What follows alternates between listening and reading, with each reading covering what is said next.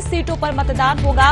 और अगर हम सीटों की बात करें तो 12 जो सीटें हैं वो एसटी की है, एसएससी की 1 है और 7 है सामान्य की। पहले चरण में कुल 11 जिलों में वोट डाले जाएंगे और मतदाताओं की संख्या की अगर हम बात करें तो 40,78,681 मतदाता है और इसमें से पुरुष मतदाताओं की अगर हम बात करें तो 19,93,937 है। महिला मतदाताओं की संख्या की बात करें तो 20,84,675 और थर्ड जेंडर की बात करें तो ये 69 है। और कुल मतदान केंद्रों की बात करें तो 5,304 मतदान केंद्र बनाए गए हैं। और ये भी आपको बता दें कि 12 बस्तर संभाग की और राजनांदगांव क्षेत्र की 8 सीटों पर कल पहले चरण में मतदान होना है, वोट डाले जाएंगे। 20 सीटों में से 10 पर सुबह 7 बजे से दोपहर 3 बजे तक वोट डाले जाएंगे और 10 सीटों पर सुबह 8 बजे से शाम 5 बजे तक मतदान होगा।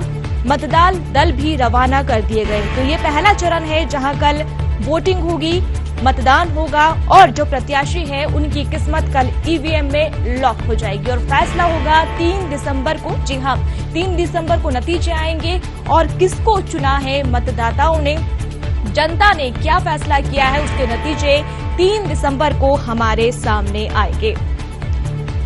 और चलिए ज्यादा जानकारी के लिए हमारी सीनियर रिपोर्टर आकांक्षा हमारे साथ जुड़ी हुई है। आकांक्षा, जिस तरीके से हम देख रहे हैं छत्तीसगढ़ का ये जो चुनाव है बहुत ज्यादा रोचक नजर आ रहा है, क्योंकि सीधे सीधे बात करें तो 15 साल बनाम 5 साल है और पहला चरण कल मतदान है।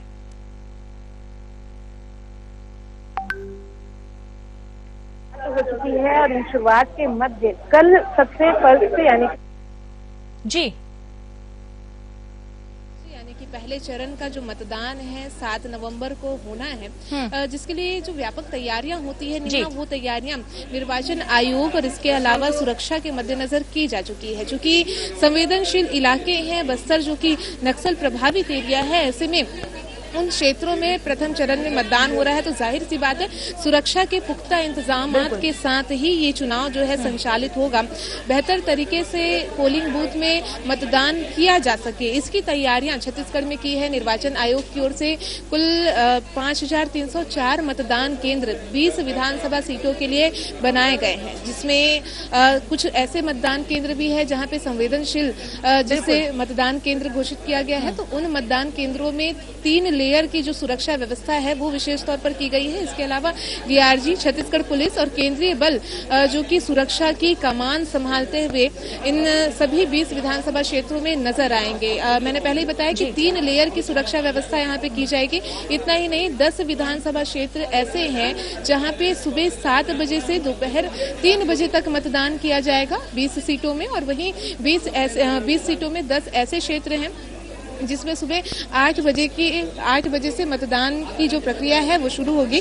जो पहले शुरुआती दौर यानी कि सुबह 7 बजे जिन सीटों में मतदान होना है उसमें मूल रूप से देखें तो मोहला मानपुर, जो कि मोहला मानपुर अंबागढ़ चौकी का जो क्षेत्र है ये नक्सल प्रभावित क्षेत्रों में शामिल है। वहीं अंतागढ़, भानु प्रतापपुर, कांकेर, केशकाल, कोंडागांव, नारायणपुर, दंतेवाड़ा, बीजापुर, ये ऐसे क्षेत्र हैं जहां पे सुबह 7 बजे से मतदान किया जाएगा। दूसरी ओर देखें तो 8 बजे से जिन क्षेत्रों में मतदान होने हैं उसमें पंडिया, कवर्धा, खैरागढ़, डोंगरगांव, राजनांदगांव, डोंगरगढ़, ऐसे तमाम क्षेत्र हैं जहां पे सुबह 8 बजे से मतदान किया जाएगा। कुल 233 प्रत्याशी इन 20 सीटों में मैदान में उतरे हैं, जिनका भाग्य कल जनता लिखती हुई नजर आएगी।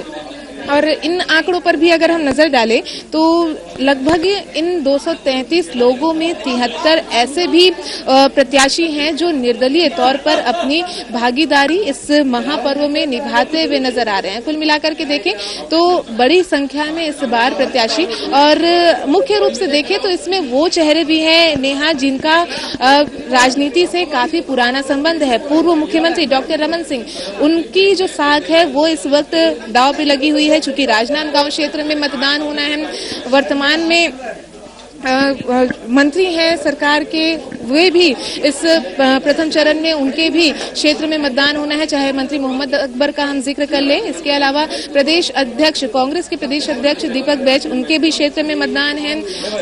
इसके साथ साथ मोहन मरकाम के भी क्षेत्र में मतदान है। तो कुल मिलाकर के एक दिग्गज चेहरे हैं जिनके सीट में इस पहले चरण में ही मतदान होने, जाहिर सी बात है साख दांव पर लगी है। हर एक दल अपनी अपनी ओर से कोशिश करता हुआ नजर आ रहा है। जो प्रचार प्रसार की प्रक्रिया थी वो तो बीते दिन थम चुकी है, लेकिन आज भी डोर टू डोर जो प्रत्याशीगण है वो कैंपेन के माध्यम से जनता से संपर्क साधने के प्रयास में है।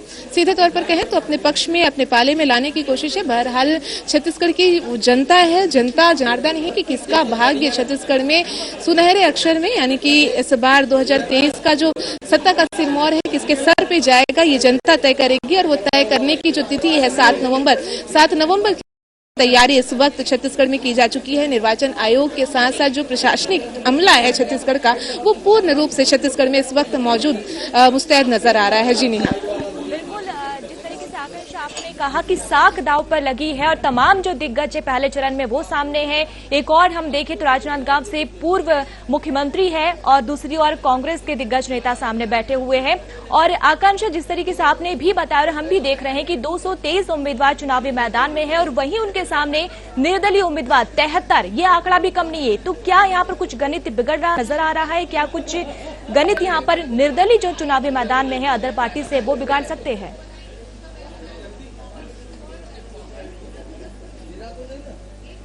बिल्कुल, देखिए जो निर्दलीय प्रत्याशी होते हैं उनकी भूमिका को नकारा नहीं जा सकता। नेहा, इससे पहले भी आपने और हमने देखा है कई ऐसे क्षेत्र हैं जहां पे निर्दलियों का बोलबाला भी रहा है। छत्तीसगढ़ में भाजपा हो या कांग्रेस हो, दोनों ही पार्टियों से जो बागी नेता हैं उन्होंने भी निर्दलीय स्वरूप में अपना दमखम दिखाने की कोशिश की है। दूसरी ओर जो स्थानीय तौर पर नेतागण है उन्होंने भी निर्दलीय माध्यम से, निर्दलीय स्वरूप में नामांकन दाखिल किया है। कुल मिलाकर के 233 जहां पे उम्मीदवार है, तो इन उम्मीदवारों में 73 ऐसे लोग हैं जिन्होंने निर्दलीय तौर पर अपनी भागीदारी इस चुनाव में, यानी कि प्रत्याशी के रूप में अपनी उम्मीदवारी जाहिर की है। लेकिन जनता क्या उन्हें पसंद करती है? क्योंकि देखिए निर्दलीय स्वरूप में वे अगर चुनाव लड़ रहे हैं तो उनके मुद्दे अलग होते हैं। स्थानीय तौर पर वे जनता से कई प्रमुख बातें भी रखते हैं, उनके लिए वादे भी करते हैं और इसके साथ ही उसे पूर्ण करने की बातें भी होती है। बहरहाल चुनाव में अगर देखा जाए तो बोलबाला जरूर होता है, वोट परसेंट जो है इसमें एक काफी इफेक्ट निर्दलियों के होने से जरूर नजर आता है। लेकिन जीत को लेकर के अभी कुछ कहना ये काफी जल्दबाजी भी हो जाएगी, चाहे वो निर्दलीय प्रत्याशियों के लिए भी हो या फिर जो पार्टी के समक्ष भी चुनाव लड़ रहे हैं पार्टी से, तो उनके लिए भी। बहरहाल ये जरूर कहा जा सकता है कि छत्तीसगढ़ की जो जनता है, पहले प्रथम जो 20 सीटों में चुनाव होना है उसके लिए कल छत्तीसगढ़ की जनता प्रत्याशियों के भाग्य की रेखा तय करते हुए नजर आएगी। लेकिन किसकी भाग्य की रेखा किसे चमका पाती है ये तो आगामी 3 दिसंबर ही बता पाएगा। बिल्कुल, कल पहले चरण में 20 सीटों पर वोटिंग हो रही है, लेकिन आकांक्षा नक्सलाइट एरिया है और हम कुछ दिनों से देख रहे हैं कि नक्सली गतिविधि भी लगातार चल रही है। कभी ग्रामीणों की हत्या कर दी जा रही है तो कभी बैनर पोस्टर यहाँ पर लगा दिए जा रहे हैं। तो क्या लगता है जनता इससे प्रभावित होगी? क्योंकि नक्सलाइट एरिया कहीं न कहीं खौफ का माहौल भी यहाँ देखने को मिलता है, और क्या इससे वोटिंग प्रक्रिया प्रभावित हो सकती है?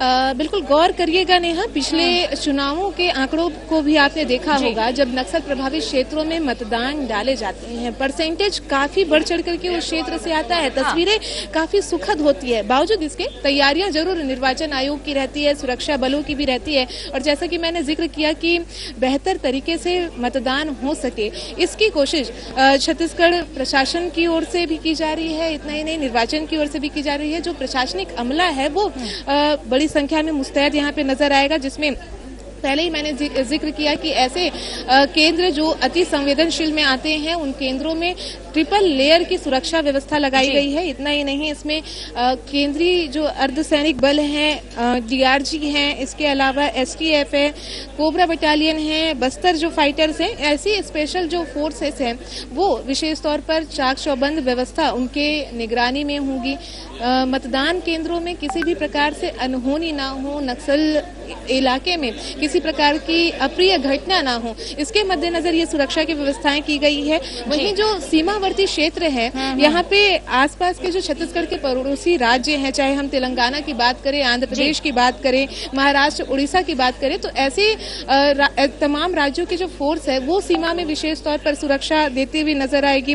पहले ही मैंने जिक्र किया था कि जो संवेदनशील केंद्र है, तो ऐसे लगभग 600 से अधिक मतदान केंद्र हैं जिन्हें विशेष सुरक्षा देने की जो तैयारी है वो प्रशासनिक अमले के द्वारा की गई है। तो जाहिर तौर पर जो सुरक्षा की व्यवस्था का लगातार हम जिक्र कर रहे हैं, चूंकि बस्तर संभाग में चुनाव होना है, इस 20 सीटों में 12 जो विधानसभा सीट है वो बस्तर संभाग की है, तो ऐसे में उन तमाम क्षेत्रों में जो सुरक्षा के पुख्ता इंतजामात होते हैं वो इस वक्त पूर्ण कर लिए गए हैं। जी बिल्कुल, और जिस तरीके से आपने आकांक्षा बताया कि सुरक्षा के तमाम इंतजाम यहाँ पर किए गए हैं, लेकिन एक बात हम यहाँ पर आपसे समझना चाहेंगे, जिस तरीके से ये पूरा कवरेज आप कर रहे हैं, चुनाव का आपने पूरा कवरेज किया, तमाम पार्टी के दिग्गज चाहे वो निर्दलीय हो, चाहे बीजेपी हो, कांग्रेस हो, तमाम दिग्गज है चुनाव प्रचार किया और अब पहले चरण का चुनाव प्रचार भी थम चुका है।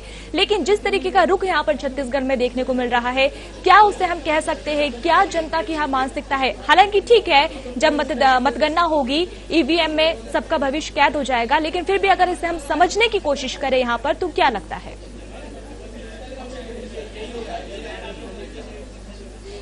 बिल्कुल, देखिए छत्तीसगढ़ की जनता का मूड भांपना कहीं ना कहीं थोड़ा मुश्किल भी हो जाता है, क्योंकि मुद्दों को लेकर के लगातार छत्तीसगढ़ में बातें होती रही है। जनता आज ऐसी समझदार हो चुकी है, नेहा आप भी देख रहे हैं कि वो मुद्दों पर बात करती है। राजनेता यदि कुछ बरगलाने की भी कोशिश करे तो वो भटकती नहीं है, वो मुद्दों पर फोकस करती है। छत्तीसगढ़ में भी जो सबसे महत्वपूर्ण मुद्दा रहा है वो किसान का है, धान खरीदी का है। इस वक्त राजनीतिक दलों के मध्य जो कर्ज माफी को लेकर के चर्चा है, तो ये कर्ज माफी का भी मुद्दा छत्तीसगढ़ में गरमाया हुआ है।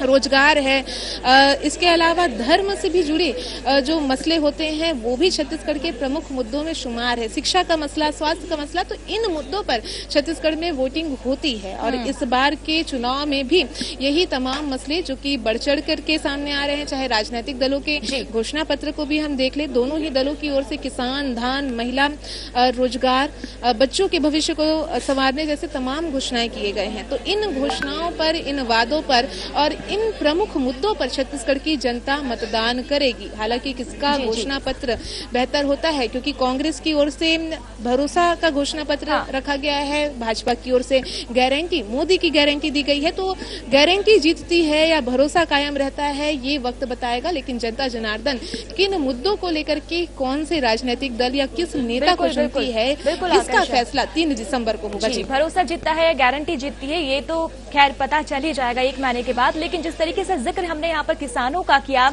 महिलाओं का किया, बेरोजगारी को लेकर किया, और सबसे पहले जिस तरीके से 2018 में हमने चुनाव देखा था, तो कांग्रेस की ओर से साफ कहा गया था, राहुल गांधी की ओर से, कि कर्ज माफी मध्य प्रदेश में भी कहा गया था, राजस्थान में भी कहा गया था, छत्तीसगढ़ में भी कहा था कि हमारी अगर सरकार बनती है तो 15 दिनों के अंदर हम कर्ज माफ करेंगे। और उसी चीज को यहाँ पर वापस दोहराया गया है और ये तमाम वादे एक बार फिर भरोसे का जो पत्र आया है, जो मैनिफेस्टो आया है, उसमें कहा गया है। तो क्या लगता है इसका असर इस बार पड़ेगा, चुनाव में पड़ेगा?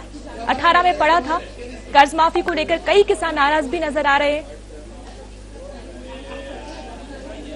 बिल्कुल, देखिए छत्तीसगढ़ के समीकरण में 2018 का चुनाव तख्ता पलट चुनाव से कहा जाएगा, क्योंकि यहाँ पे सत्ता में पूर्ण रूप से बदलाव, कांग्रेस की एक लहर चली, दूसरी ओर कांग्रेस की ओर से जो घोषणा पत्र आया उसने काफी जनता को अट्रैक्ट किया था। सबसे महत्वपूर्ण विषय उसमें था कर्ज माफी का। प्रदेश में कई बड़ी संख्या में जो किसान हैं जिन्होंने कर्ज लिया था, और कर्ज माफी की जो घोषणा है वो काफी जनता को अट्रैक्ट करता हुआ नजर आया। किसानों के मसले के लिए जो वादे कांग्रेस की ओर से किए गए थे, उन वादों ने जनता को आकर्षित किया था। इसी प्रकार से 2023 का भी चुनाव, और इस चुनाव के लिए भी कांग्रेस ने वही फॉर्मूला अपनाया है। इस बार भी कर्ज माफी की घोषणा है, 3200 में धान खरीदी का जिक्र हो रहा है। महिलाओं के लिए कर्ज माफी की एक बड़ी घोषणा छत्तीसगढ़ में ये पहली बार हो रहा है कि महिला समूहों के कर्ज माफ करने की बात यहाँ पे हो रही है। महिलाओं को अट्रैक्ट करने की कोशिश, सीधे तौर पर इसे कहेंगे, सब्सिडी देने की बात गैस सिलेंडर के माध्यम से। इतना ही नहीं, free education, KG to PG free education. तो इस प्रकार की जो घोषणाएं इस वक्त छत्तीसगढ़ में की गई है, चाहे वो किसान को लेकर के हो, महिलाओं को लेकर के हो, रोजगार के क्षेत्र में हो, युवाओं के मध्य के लिए हो, या फिर बच्चों के लिए। तो ये जो एक पूरा समीकरण बनाने की कोशिश की गई है, ये कांग्रेस की ओर से भरोसे का पत्र घोषणा पत्र में लाया गया है। हालांकि ये भरोसे का पत्र कितना कारगर कांग्रेस के लिए साबित होता है, ये आगामी समय बता पाएगा। नेहा, चलिए, शुक्रिया आकांक्षा हमसे जुड़ने के लिए। तो वादे जरूर किए जाते हैं, लेकिन वादे सरकार बनने के बाद कितने पूरे होते हैं ये जनता बहुत अच्छे से जानती है, और इसी वजह से जो इस बार का चुनाव है वो बहुत ज्यादा रोचक होता नजर आ रहा है। और बता दें आपको कि कल छत्तीसगढ़ में पहले चरण का मतदान होना है, वोटिंग होनी है, जिसमें 12 जो है बस्तर संभाग की सीटें हैं और राजनांदगांव की जो है 8 सीटें हैं, जिसमें कल पहले चरण में मतदान होना है। तैयारी भी पूरी हो चुकी है, मतदान के लिए जो दल है वो भी रवाना हो गए हैं। और अगर हम बात करें आमने सामने की, तो एक नजर डालते हैं कांग्रेस की ओर से। अगर हम बात करें तो जगदलपुर से है जतिन अग्रवाल और बीजेपी से है किरणदेव सिंह, ये चुनावी मैदान में है। चित्रकूट से दीपक बैज है और वहीं विनायक गोयल है बीजेपी की ओर से। और अगर हम बात करें अगली सीट की, तो कांग्रेस की ओर से, जी हां, कांग्रेस की ओर से छबिंद्र कर्मा है दंतेवाड़ा से और बीजेपी की ओर से है चेतराम अरामी है, चुनावी मैदान में है। कल इनके भाग्य का फैसला ईवीएम में कैद हो जाएगा। तो ये वो चेहरे हैं जो आमने सामने हैं। बीजेपी से महेश गागड़ा है बीजापुर की ओर से, तो वहीं विक्रम शाह मंडावी है कांग्रेस की ओर से, चुनावी मैदान में है। कल पहले चरण की वोटिंग होनी है और इनके भाग्य का फैसला होगा। कवासी लखमा, जी हां, वर्तमान में मंत्री है, कोटा से ये कांग्रेस की ओर से है, और कोयमा मुका है बीजेपी की ओर से। दोनों आमने सामने हैं। कवासी लखमा वर्तमान में मंत्री है, चुनावी मैदान में उतरे हैं। पंडरिया से है बीजेपी की ओर से भावना बोहरा और कांग्रेस की ओर से है नीलकंठ चंद्रवंशी कांग्रेस की ओर से। ये दोनों पंडरिया से आमने सामने हैं, दोनों के बीच में मुकाबला है। मोहम्मद अकबर, जी हां, कवर्धा से है, मंत्री है वर्तमान में। विजय शर्मा बीजेपी की ओर से आमने सामने है, दोनों ही चुनावी मैदान में है। मोहम्मद अकबर मंत्री है और अब चुनावी मैदान में है। विक्रांत सिंह है बीजेपी की ओर से खैरागढ़ से, तो वहीं यशोदा वर्मा है कांग्रेस की ओर से। इन दोनों चुनावी मैदान में आमने सामने हैं।